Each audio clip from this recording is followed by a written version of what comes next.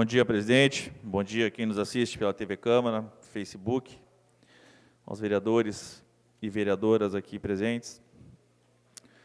O tema que eu trago hoje, ele foi muito debatido na legislatura passada, então é preciso, presidente, que se contextualize um pouco essa questão. Acontece que recebi uma demanda em 2015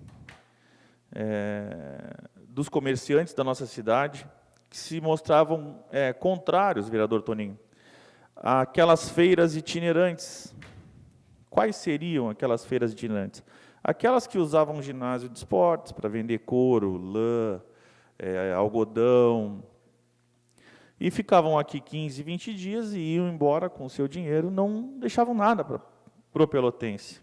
Enquanto os comerciantes daqui enfrentavam toda a dificuldade que a lei impõe para abrir o seu comércio, para mantê-los abertos, para pagar o seu imposto, e por aqui girar o recurso, para empregar as pessoas daqui, para principalmente manter os empregos daqui, e vinham essas feiras 10, 20 dias antes das nossas feiras oficiais do calendário pelotense, vinham aqui, vendiam seus produtos, com um importante investimento em mídia.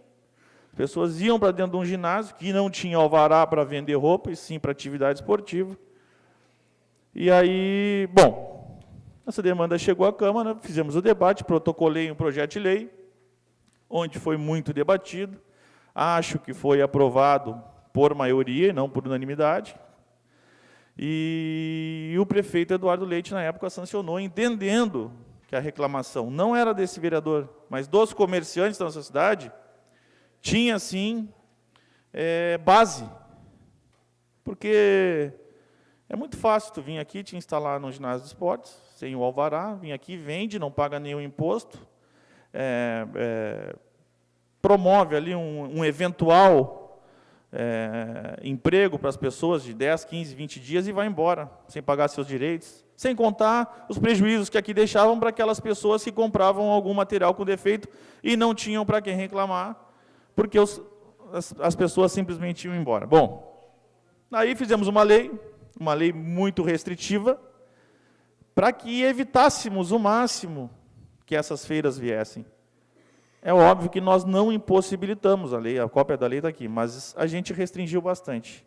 Preocupado com a questão do Corpo de Bombeiros, preocupado com a questão do alvará, que é cobrado para quem é aqui de Pelotas, e simplesmente, a partir do final do ano passado, uma das feiras tentou vir se instalar aqui em Pelotas, não preencheu os requisitos que constam na lei, entrou na Justiça com uma permissão do Corpo de Bombeiros e sem o alvará de localização, que é o que diz a lei, não o alvará de localização da prática esportiva no ginásio, mas o alvará de venda de produtos, que a gente sabe que se tornam perigosos em caso de incêndio, porque é algodão, porque é lã, porque são altamente inflamáveis.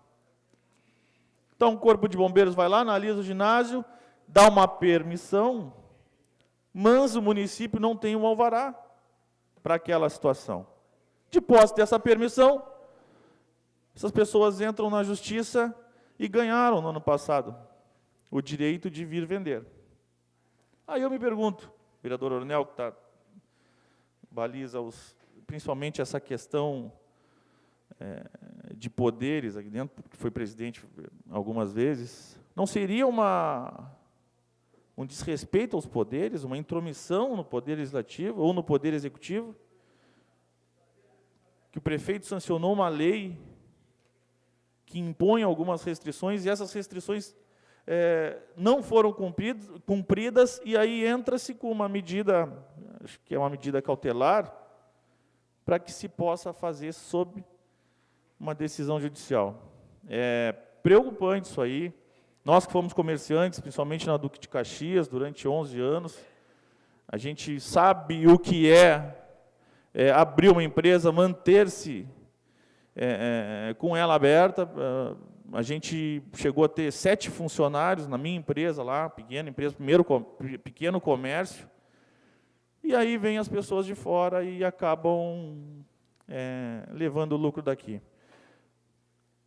Acho que o vereador Ivan Duarte falou que talvez 1000 leis fossem... É um elogio, o vereador Ivan, não precisa ficar preocupado.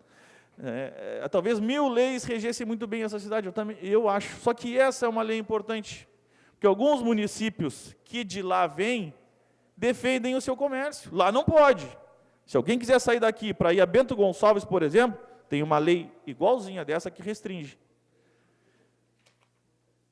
Ou seja, a gente tem que ter... A gente, às vezes, trabalha, ouve uma determinada categoria, traz a demanda para dentro da Câmara, faz a discussão, faz a audiência pública, aprova a lei, o prefeito vai lá, sanciona a lei, e simplesmente não é respeitada pelo Poder Judiciário absolutamente, de maneira nenhuma. Uma parte com muito carinho ao vereador Fabrício Tavares. Não, só para lembrar, Rio Grande aqui também tem uma lei semelhante, que protege os comerciantes locais.